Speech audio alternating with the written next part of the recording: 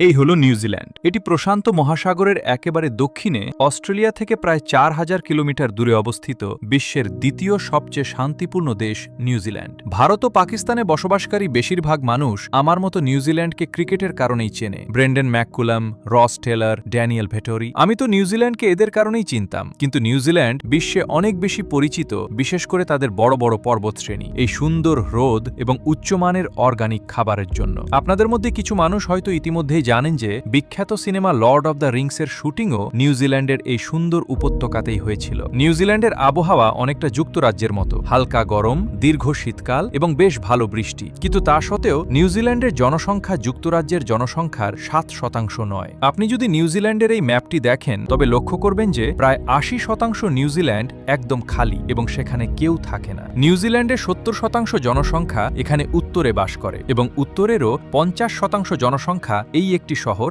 অকল্যান্ডে থাকে। এত চমৎকার আবহাওয়া, সুন্দর দৃশ্য, নিম্ন অপরাধের হার এবং উচ্চ জীবনযাত্রার মান থাকা সত্ত্বেও কেন 80% নিউজিল্যান্ড খালি? আজ জানব এই প্রশ্নের উত্তর। সত্যিটা হলো এই ভিডিওতে। প্রথমেই যদি আমরা ওয়ার্ল্ড ম্যাপ দেখি তবে আপনি লক্ষ্য করবেন যে নিউজিল্যান্ড আমাদের বাকি পৃথিবী থেকে অনেক দূরে। মানে আপনি যদি করাচি বা মুম্বাই থেকে বিমানে বসেন তবে এই পুরো আরব সাগর এবং ভারত মহাসাগর পাড়ি দিয়ে প্রায় 18 থেকে 22 ঘন্টার ফ্লাইটের পরেই আপনি নিউজিল্যান্ড পৌঁছাতে পারবেন। আর এখন প্রশ্ন জাগে যে মানুষ পৃথিবী থেকে এত দূরে এই দ্বীপে পৌঁছালো কিভাবে? এখানে একাধিক মতবাদ রয়েছে। আমরা যদি নিউজিল্যান্ডের অফিসিয়াল ওয়েবসাইটে যাই তবে সেখানে লেখা আছে যে আজ থেকে 1000 বছর আগে প্রায় 1320 থেকে 1350 সালের মধ্যে মাউরিরা নিউজিল্যান্ড আবিষ্কার করেছিল। প্রশান্ত মহাসাগরের এই সমস্ত দ্বীপপুঞ্জ, যাকে পলিনেশিয়ান অ্যান্ড আইল্যান্ডও বলা হয়, সেখানে বসবাসকারী লোকেদের মাউরি বলা হতো। অফিসিয়াল সোর্স অনুযায়ী মাউরিরা 14শ শতাব্দীর দিকে তাদের এই সমস্ত দ্বীপ ছেড়ে বড় বড় নৌকায় চড়ে এখানে নিউজিল্যান্ডে পৌঁছেছিল।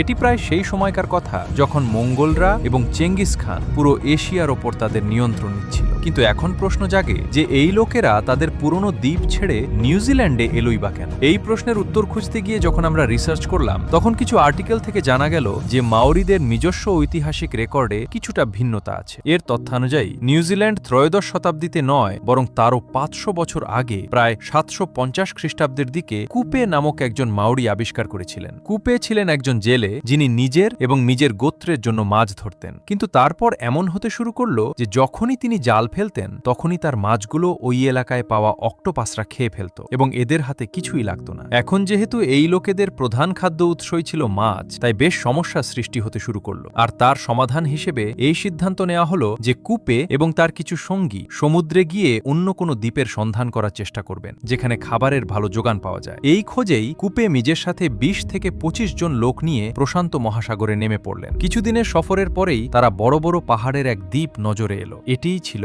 নিউজিল্যান্ড। সামুদ্রিক খাবার, ভেড়া, ছাগল এবং ফলে ভরপুর এক দ্বীপ যেখানে অন্য কোনো মানুষের চিহ্ন ছিল না। কুপে এবং তার গোত্রের জন্য এটি ছিল একদম উপযুক্ত জায়গা। কুপে তার কয়েকজন সাথীকে আবার পলিনেশিয়ান দ্বীপুঞ্জে ফেরত পাঠালেন যাতে তারা অন্যদের এই দ্বীপের খবর দিতে পারে। আর এভাবেই নিউজিল্যান্ডে মাউরিদের বসবাস শুরু হয়। সপ্তদশ শতাব্দী পর্যন্ত মাউরিরা নিউজিল্যান্ডে শান্তিতে বসবাস করছিল। পৃথিবী থেকে বিচ্ছিন্ন হওয়ার কারণে না তাদের কারো সাথে শত্রুতা ছিল আর না ছিল কোনো বিপদ। কিন্তু এই সব কিছু খুব দ্রুত বদলে যাওয়ার ছিল। এটি ছিল সেই সময় যখন পশ্চিমা দেশগুলো নিজেদের শক্তি বাড়ানোর জন্য পুরো বিশ্বে ছড়িয়ে পড়ছিল। নতুন দ্বীপ, দেশ এবং মহাদেশ আবিষ্কারের জন্য অভিযাত্রীদের পাঠানো হচ্ছিল যাতে সেগুলোতে দখলদারিত্ব কায়েম করে ইউরোপীয় দেশগুলো তাদের ক্ষমতা বাড়াতে পারে। এই ধারাবাহিকতায় 1642 সালে একজন ডাচ অভিযাত্রী আবেল তাসমান প্রশান্ত মহাসাগরের দক্ষিণে কোনো মহাদেশের খোঁজে বের হন। কারণ সে সময় ইউরোপীয়দের ধারণা ছিল যে এই অংশে অবশ্যই কোনো মহাদেশ আছে, আর যদি তেমনটা হয় তবে তা ইউরোপীয় দেশগুলোর জন্য অনেক সুযোগের দরজা খুলে দেবে। 1642 সালে তাসমান নিউজিল্যান্ড আবিষ্কার করেন, কিন্তু তিনি যখন সেখানে নামার চেষ্টা করেন তখন মাউরিদের সাথে তার এক ভয়াবহ রক্তক্ষয়ী যুদ্ধ হয় এবং বাধ্য হয়ে তাকে পালিয়ে যেতে হয়। এরপর 1769 সালে একজন ব্রিটিশ অফিসার জেমস কুক এই একই মহাদেশের খোঁজে নিউজিল্যান্ডে এসে পৌঁছান। আবারও জেমসের সৈনিক এবং মাউরিদের মধ্যে প্রচণ্ড যুদ্ধ হয় এবং তাতে অনেক মাউরি মারা যান। জেমস কুককে ফিরে যেতে হয়েছিল, কিন্তু এবার তিনি নিউজিল্যান্ড এবং এই পুরো যাত্রার একটি বিস্তারিত মানচিত্র তৈরি করে নেন আর এই ম্যাপের সূত্র ধরেই 18 শতকে ইউরোপীয়রা এই দ্বীপে পৌঁছাতে শুরু করে। তবে এবার তারা মাওরিদের সাথে খুব চতুরতার সাথে লেনদেন করল। বাণিজ্য এবং মুনাফার লোভ দেখিয়ে ব্রিটিশরা সেখানে তাদের নৌবন্দর তৈরি করতে শুরু করে। এরপর 100 বছরের মধ্যেই ব্রিটিশরা নিউজিল্যান্ডের সম্পূর্ণ নিয়ন্ত্রণ নিয়ে নেয়। 1840 সালে ব্রিটিশ এবং মাওরিদের মধ্যে একটি চুক্তি স্বাক্ষরিত হয় যা ট্রিটি অফ ওয়াইটাঙ্গি নামে পরিচিত। এই চুক্তির পর নিউজিল্যান্ড আনুষ্ঠানিকভাবে ইউরোপ এবং ব্রিটিশ সাম্রাজ্যের অংশ হয়ে যায়। সেই সময় মাওরিদের জনসংখ্যা ছিল প্রায় 2 লাখ, কিন্তু পরবর্তী 100 বছরে এই জনসংখ্যা বাড়ার বদলে 2 লাখ থেকে কমে মাত্র 40,000-এ এসে দাঁড়ায়। এর প্রধান কারণ ছিল দুটি। প্রথমত, যখন ইউরোপীয়রা এখানে এলো তাদের সাথে এমন সব রোগও এখানে চলে এলো যা সেই সময় ইউরোপে সাধারণ ছিল। সমস্যা ছিল এই যে মাওরিদের মধ্যে এসব রোগের রোগ প্রতিরোধ ক্ষমতা ইমিউনিটি তৈরি ছিল না, ফলে ইউরোপীয় অভিবাসনের পর স্থানীয় মাওরিরা অসুস্থ হয়ে মরতে শুরু করে। দ্বিতীয়ত, 19 শতাব্দীতে নিউজিল্যান্ড একটি অত্যন্ত সহিংস জায়গায় পরিণত হয়েছিল। ট্রিটি অফ ওয়াইটাঙ্গির মাত্র 5 বছর পর থেকেই জমি মালিকানা নিয়ে ব্রিটিশ এবং স্থানীয় মাওরিদের মধ্যে এক দীর্ঘ যুদ্ধ শুরু হয় যা পরবর্তী 40 বছর ধরে চলেছিল। এই যুদ্ধে প্রচুর স্থানীয় মাওরি মারা যান এবং শেষ পর্যন্ত 1881 সালে গিয়ে এই সিলসিলা থামে, যখন মাওরিদের সমস্ত বড় প্রধানরা চিফস মারা গিয়েছিলেন এবং মাওরি আন্দোলন পুরোভাবে পিষ্ট হয়েছিল।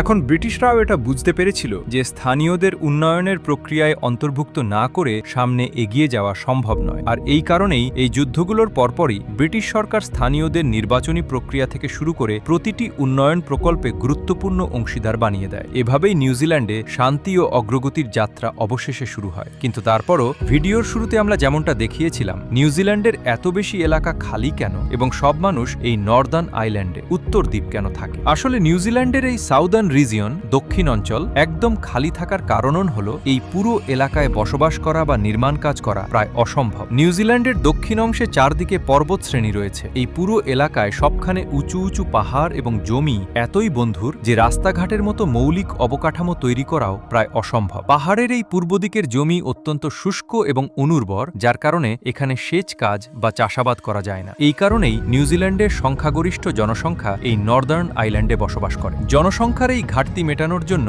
নিউজিল্যান্ড সরকার দ্বিতীয় বিশ্বযুদ্ধের পর অভিবাসন নীতি ইমিগ্রেশন পলিসি শিথিল করে। দ্বিতীয় বিশ্বযুদ্ধের আগে নিউজিল্যান্ডে শ্বেতাঙ্গ ছাড়া অন্যদের প্রবেশ নিষেধ ছিল এবং এই কারণেই 1950 সাল পর্যন্ত নিউজিল্যান্ডের জনসংখ্যা স্থবির ছিল। এরপর যখন এই বিধিনিষেধ তুলে নেওয়া হয় তখন এশিয়া, বিশেষ করে চীন, ফিলিপিন এবং ভারত থেকে মানুষ এখানে এসে বসতি স্থাপন করতে শুরু করে এবং নিউজিল্যান্ডের জনসংখ্যায় অবশেষে কাঙ্ক্ষিত জোয়ার আসতে শুরু করে। আজ নিউজিল্যান্ডের জনসংখ্যার প্রায় 27% হল অভিবাসী বা সেই সব মানুষ যারা নিউজিল্যান্ডের বাইরে জন্মগ্রহণ করেছেন। অভিবাসীদের বেশিরভাগই এই অকল্যান্ড এবং এর আশেপাশের এলাকায় বসবাস করেন, আর এটাই কারণ যে অকল্যান্ড আজ বিশ্বের অন্যতম ব্যয়বহুল শহরে পরিণত হয়েছে, কারণ জমির সরবরাহ কম কিন্তু আবাসন বা হাউজিংয়ের চাহিদা অনেক বেশি। এই সমস্যা সমাধানের জন্য নিউজিল্যান্ড সরকার এখন মানুষকে $8,000 পর্যন্ত অনুদান দিচ্ছে, যাতে তারা অকল্যান্ড থেকে 100 কিলোমিটার দূরে ওয়াইকাটোতে চলে যায়, যাতে অকল্যান্ডের হাউজিং মার্কেটের ওপর চাপ কমে এবং দাম স্বাভাবিক হয়। একটি খুব আকর্ষণীয় বিষয় হল